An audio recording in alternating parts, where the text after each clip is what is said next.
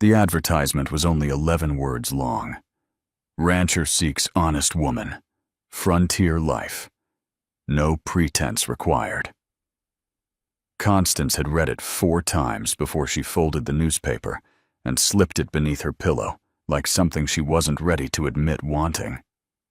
She was 26 years old, living in a house that smelled of candle wax and expectation, in a city where every dinner party was a negotiation and every compliment carried a price.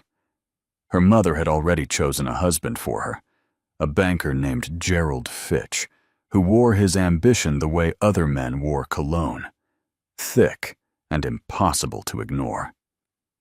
Gerald was not cruel. He was simply the kind of man who looked at a woman and saw a reflection of himself he wished to polish and display. Constance had spent her whole life being polished. She wrote the letter on a Tuesday morning while her mother was at church. She kept it plain and honest, the way the advertisement had asked. She said she was capable and unafraid of hard work. She said she had no illusions about frontier life.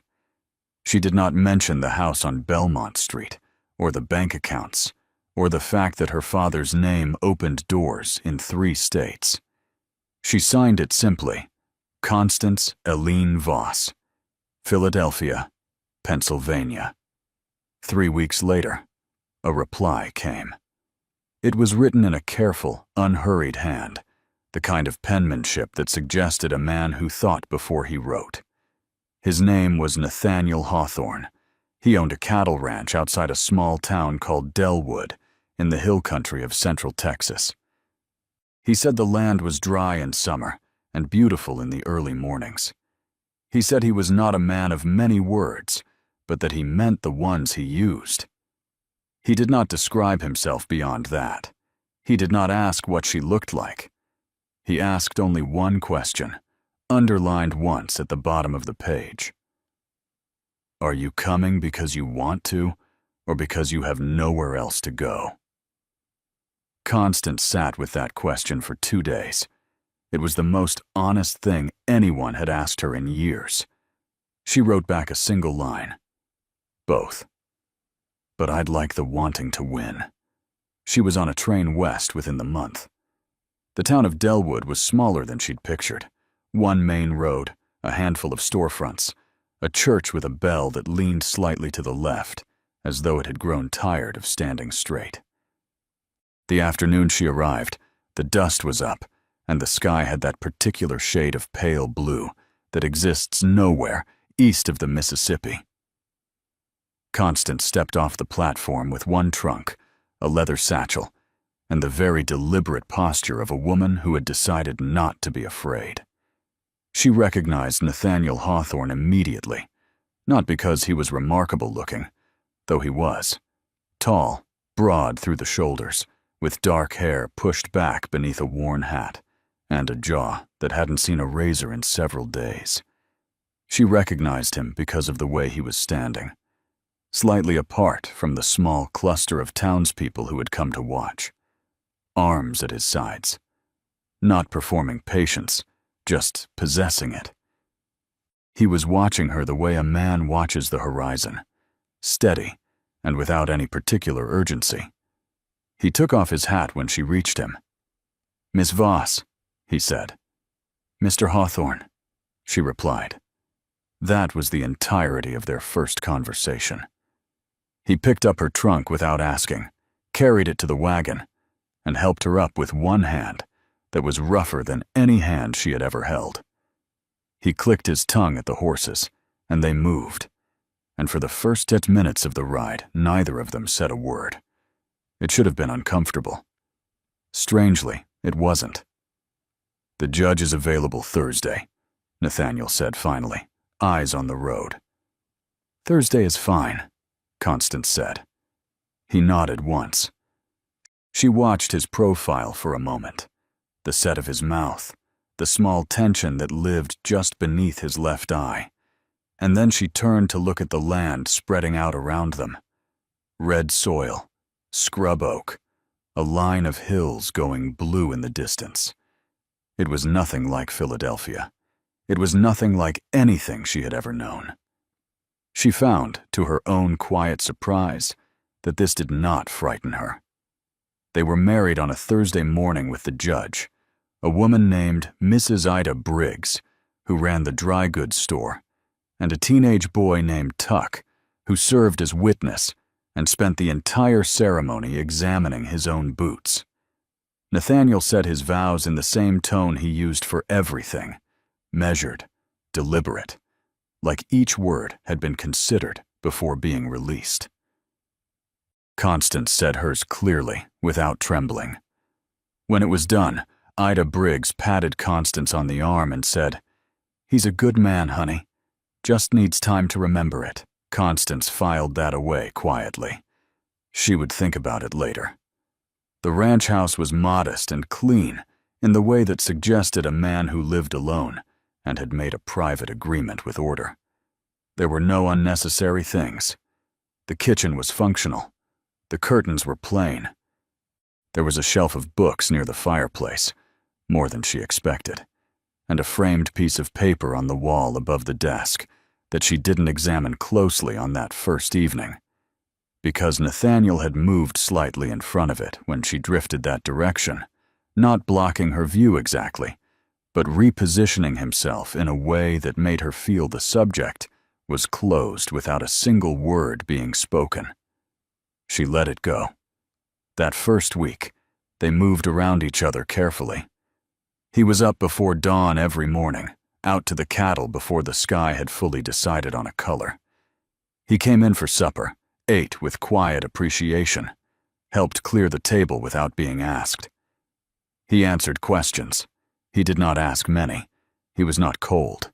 That was the thing she kept returning to. He was not cold, and he was not unkind. He was warm in the way an ember is warm, not blazing, not demanding your attention, but real and steady and present. If she was struggling with a latch on the window, he would appear beside her and fix it without making her feel foolish for not managing it herself. If she mentioned in passing that she had never learned to ride properly, he showed up the next morning with a gentle mare named Pearl and 2 hours set aside on a Saturday. He simply did not talk about himself, not his past, not his family, not why a man who could clearly read and write and think with uncommon precision had ended up running cattle in a dry corner of Texas entirely alone. Constance was patient. She had come here, after all, to build something, not to tear things open. But on the 9th night, she was setting the lamp on the desk before bed, and her eyes found the framed paper again. Nathaniel was outside. She leaned close, just for a moment, just to see. It was a certificate of some kind, official, stamped. The ink had faded at the edges, but the name at the top was printed clearly. It was not the name Hawthorne. Constance straightened slowly. She set the lamp down. She walked to the bedroom and sat on the edge of the bed and listened to the sound of the wind moving through the scrub outside. She had married a quiet man, and she had just discovered that quiet, it turned out, was not the same thing as simple. Constance did not ask him about it that night. She thought about it, the way you think about a stone in your boot, aware of it with every step, but choosing the moment carefully before you stop to deal with it. She lay in the dark, listening to Nathaniel come in from outside, heard the soft sounds of him moving through the house, the creak of the chair by the fireplace where she had learned he sometimes sat for an hour before sleeping. She did not know what he did in that chair. Read, maybe, or simply existed in the quiet the way some people need water. She stared at the ceiling and reminded herself that she had secrets too. Not the same kind, perhaps. But she had not told him about Gerald Fitch. She had not told him about her father's money, or the fact that 3 people in Philadelphia were likely furious with her right now. She had arrived here presenting herself as a capable, unattached woman seeking a plain life, which was true. But it was not the whole truth, and whole truths, she was learning, were rarer than people admitted. So she waited. October arrived, and softened the heat just enough to make the mornings bearable. Constance had settled into the rhythm of ranch life with a determination that seemed to genuinely surprise Nathaniel, though he never said so directly. She saw it in the way he watched her sometimes, not with suspicion, but with a kind of quiet recalibration, as though he kept expecting her to reach her limit, and she kept not reaching it. She learned to start the fire without help. She learned which of the cattle were temperamental and which could be approached without ceremony. She learned that Pearl the mare had strong opinions about puddles, and that Nathaniel thought this was faintly amusing, which she discovered only because she caught the corner of his mouth moving upward one afternoon when Pearl planted all 4 feet and refused to cross a particularly shallow one. "She does this every time?" Constance asked. "Every time," he said. "And you keep bringing her out. She's good in every other way." He said it simply, without irony, as though the one difficulty was simply part of the full picture, and the full picture was still worth keeping. Constance had thought about that more than once since. It was Ida Briggs who gave her the first real peace. Constance had come into town for flour and thread on a Wednesday, and Ida was in her usual position behind the counter. Reading glasses pushed up on her forehead, inventory ledger open, appearing to work while actually monitoring every living soul who walked through her door. "You're settling in," Ida said. Not a question. "I am," Constance said. "He feeding you enough?" "He forgets sometimes. Not on purpose. He just gets into his head." "He's attentive," Constance said carefully. Ida studied her for a moment over the glasses. "He tell you anything about before?" Constance kept her expression even. "Not much." Ida made a sound that was not quite a sigh. She folded her hands on the counter and appeared to weigh something privately. "I'm not one for other people's business," she said finally, which Constance suspected was both true and complicated.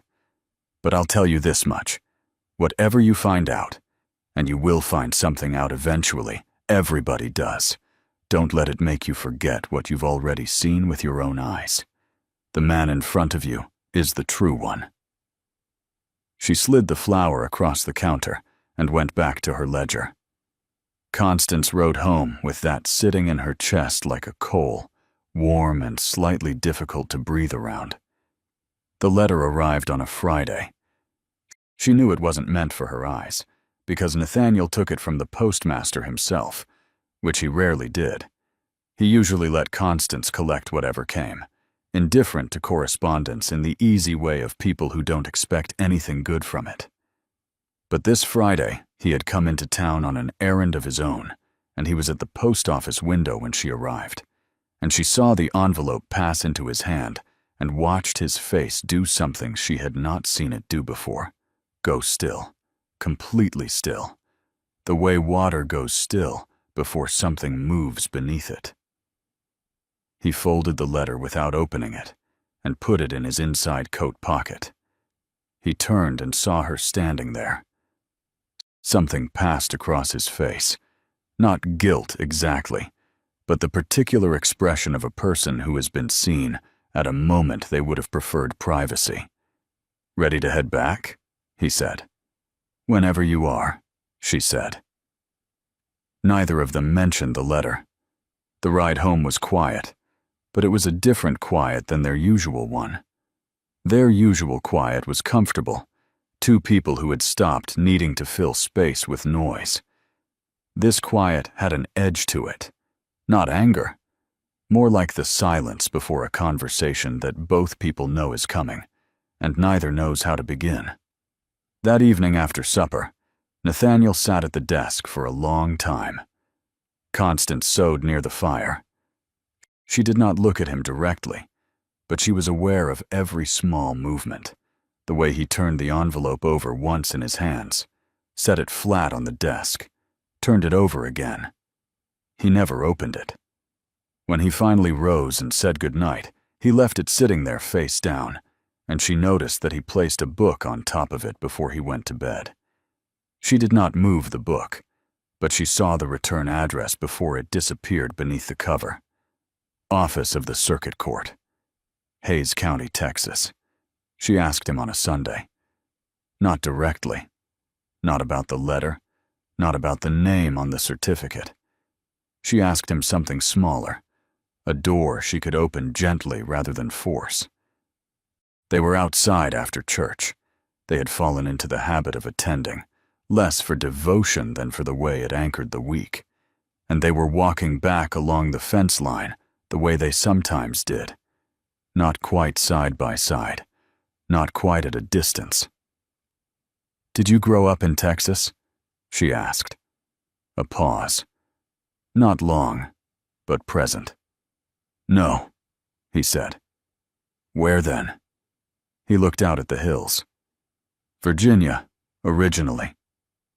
She waited. He said nothing more, but he didn't close the subject the way he sometimes did, with that subtle shift in posture that meant the door was shut. He just let it sit there, open, like he wasn't sure himself what to do with it. "Do you miss it?" she asked. He thought about that for longer than the question seemed to require. "I miss who I was there," he said quietly. "Not what happened after." It was the most he had ever offered her. Constance did not push further. She simply walked beside him and let the words settle between them like good rain on dry ground. Not dramatic, not rushing anywhere, just soaking in slowly, the way things do when they are finally allowed to. But that night, alone with her thoughts, she turned it over carefully. Virginia, a different name, a court document, a letter he couldn't bring himself to open. Nathaniel Hawthorne was not who he had started out as, and whatever had changed him had followed him all the way to Delwood, Texas, and was now sitting under a book on his desk, patient as a creditor, waiting to be answered. She found out on a Wednesday, the way most true things arrive, quietly, without announcement, in the middle of an ordinary day. Nathaniel had ridden out to the far pasture before dawn to check on a section of fence that had been giving trouble. He expected to be gone until midday. Constance was in the house, reorganizing the kitchen shelves, when the wind pushed the desk drawer open. The old wood had warped slightly with the change in season, and the letter slid forward into plain view. She stood across the room and looked at it for a long moment. Then she walked over and picked it up. She told herself she would only look at what was visible, what had already partially unfolded at the seal. But the truth was, she needed to know. Not out of suspicion, but out of something closer to fear. The particular fear of a woman who has begun to care for someone and suddenly understands how much it would cost her to lose them. The letter was from a county court clerk. It was brief and formal. It referenced a case number and a name, Nathaniel Elias Corwin, and informed him that the matter of his brother's estate had been formally closed, all prior claims settled, and that no further legal obligation remained on his part. Corwin, not Hawthorne. Constance sat down slowly in the desk chair and read it twice. She was still sitting there when she heard the horse outside. Nathaniel came in through the back, the way he always did, pulling off his gloves as he crossed the threshold. He stopped when he saw her at the desk. His eyes went to the letter in her hands. He did not move for a moment.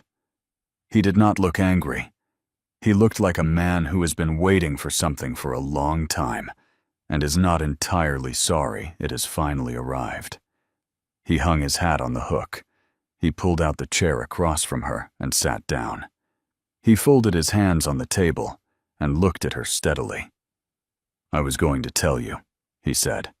"I just hadn't found the right way in." "Corwin," she said quietly. Yes, that's your name. It was. He paused. It still is, legally. Hawthorne was my mother's family name. I started using it when I came to Texas. It wasn't to deceive anyone. I just needed... He stopped, pressed his lips together, started again. I needed to be someone who didn't carry what that name carried anymore. Constance set the letter down carefully. What did it carry? He was quiet for long enough that she thought he might not answer. Then he looked at the window, at the pale afternoon light coming through, and he began.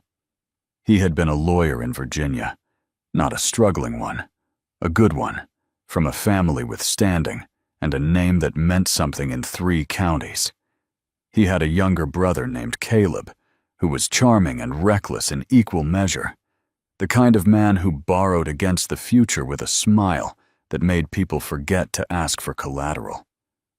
Nathaniel had spent years quietly managing the damage Caleb left behind. Paid debts, smoothed reputations, stood beside him in rooms where he should not have needed standing beside. Then, Caleb had gotten involved with a land deal that was not legitimate. Other people's money, other people's trust. And when it collapsed, Caleb had disappeared west, and the name Corwin had been left sitting in the wreckage like a burnt beam. Nathaniel had not run. He had stayed and faced every creditor, every court, every conversation. He had sold his own property to cover what he could. He had done everything a man could do to honor a debt that was not technically his to honor.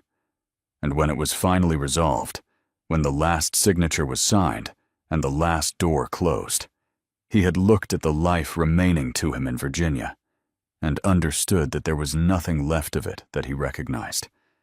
So he came west. He bought land with what remained. He chose his mother's name because it was the only part of his history that had never caused anyone pain. And then, after 2 years of silence and solitude, he had placed an advertisement in a frontier newspaper. 11 words, because he was, underneath everything, still a man who believed in honesty, even when he was afraid of it. I should have told you before the wedding, he said. His voice was even, but his hands on the table were not entirely still. That was wrong of me. I know it. Constance looked at him for a long moment, at the lines around his eyes that she had assumed were from sun and weather, and were perhaps also from years of carrying something heavy in a quietly dignified way. At the hands that had fixed her window latch and saddled Pearl without being asked, and placed a book over a letter because he was not ready and was honest enough with himself to know it. You paid debts that weren't yours, she said. They had his name attached to them. That made them partly mine. You lost everything doing it. I lost the things that could be lost, he said. I'm still here. She stood up from the chair. He watched her, uncertain for perhaps the first time since she had known him.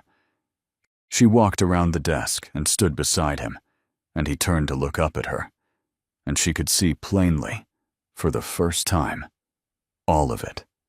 The exhaustion he had been carrying, the hope he had been carefully rationing, the fear that even now, even after everything, someone would look at the full truth of him and decide it was too much. She put her hand against the side of his face. He closed his eyes. Nathaniel Elias Corwin Hawthorne, she said quietly. I came here because I wanted to. Remember? He reached up and covered her hand with his. I remember, he said. She told him about Gerald Fitch that evening, about her father's money and the house on Belmont Street, and the life she had walked away from without a word of apology. She told him all of it, plainly, the way he had told her, not performing confession, just laying it down between them like something that had been carried long enough. He listened the way he did everything, completely, without interruption. When she finished, he said, "You gave up a great deal." "I gave up a performance," she said. "That's different." He looked at her with an expression she was still learning to read, one that lived somewhere between admiration and the particular tenderness of a person who recognizes in someone else a wound similar to their own. "I think," he said carefully, "that we may have both been looking for the same thing without knowing what to call it." "And what would you call it?" she asked. He thought about it in that unhurried way of his. Outside, the wind had come up, and the scrub was moving, and Pearl was visible through the window, standing at the fence with her characteristic air of mild personal importance. "Somewhere honest," he said finally. "Someone honest." Constance looked at him for a moment. Then she laughed. A real one, unguarded, the kind she hadn't produced in years. And Nathaniel Hawthorne, who was also Corwin, who had been a lawyer and a brother and a man hollowed out and rebuilt by his own quiet integrity, smiled at the sound of it, the way a person smiles at something they had stopped believing they would ever have again. They were married a second time the following spring. Not legally, they were already that, but by their own private agreement, standing at the fence line at dawn, with the hills going gold around them, and Pearl observing from a respectful distance. No ceremony, no witnesses, just two people who had each survived the version of themselves that came before, and had decided, with full knowledge and no illusions, to build what came next together. By the second year, the ranch had expanded. By the third, there was a cradle in the corner of the bedroom, small, plain, sanded smooth by Nathaniel's own hands on the winter evenings when he had something to do with the hope he no longer needed to keep so carefully contained. Constance Hawthorne, who had once read an 11-word advertisement beneath a pillow in a city that never quite fit her, stood one morning in the doorway of that modest, clean house with a child on her hip, and watched her husband move across the red soil toward the barn in the early light, unhurried, steady, present, and felt something she had spent 26 years not knowing she was missing. Not rescued, not polished, not displayed. Simply known. Fully, and chosen anyway. She had married a quiet man, and it turned out the weight he carried had only made him stronger. If slow burn stories about real people finding their way to each other are what you stay for, there are more waiting for you here. Take your time. We'll be here.